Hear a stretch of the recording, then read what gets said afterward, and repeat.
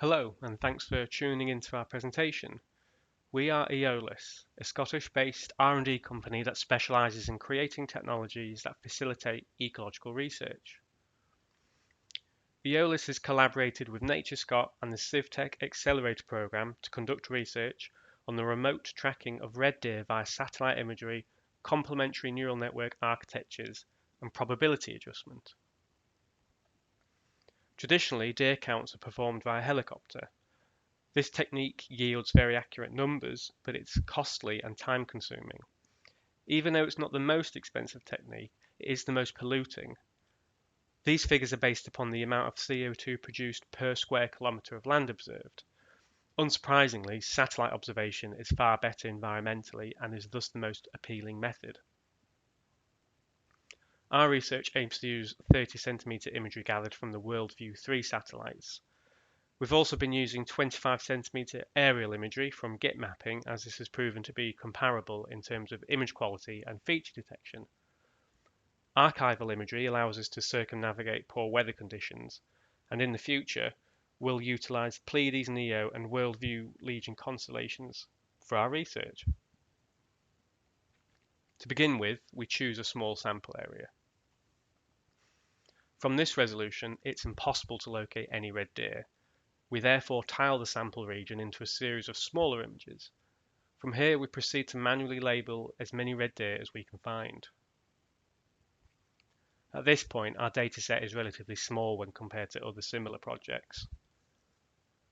We use what little data we have in order to train a modified YOLO object detection algorithm and use it to scan the same sample area.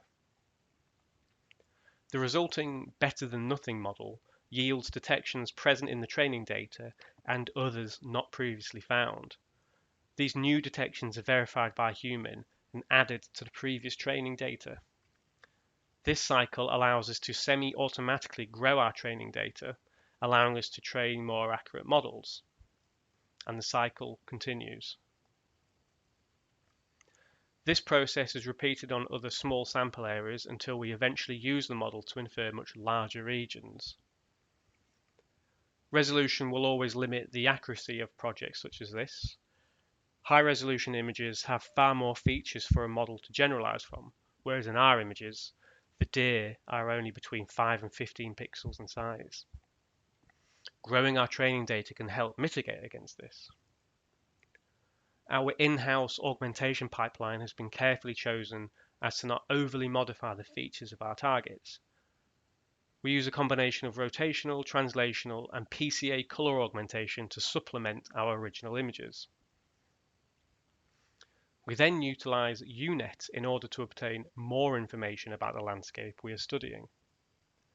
Here, UNet has successfully detected woodland and trees, and these highlighted areas represent anything urban or man-made.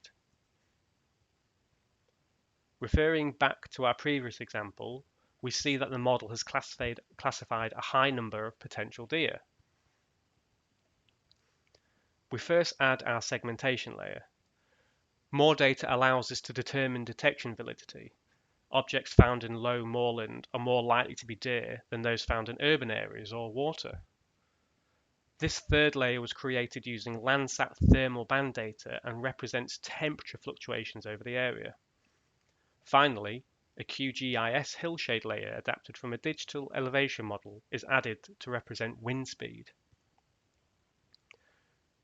We utilize Bayesian filtering along with ecological insight from these additional layers to adjust the confidence levels of our detections. Prior to any probability adjustments, detection is skewed towards lower confidence values. This is due to the high number of landscape features that have been falsely classified. After probability adjustments, the distribution becomes skewed towards higher confidence values. Thus, erroneous detections are removed and we are left with objects of high confidence. This filtering is the culmination of combinational neural networks and human expertise. Thank you for tuning into our presentation. We would be happy to answer any questions you may have, and if you're interested in our work, please don't hesitate to contact us.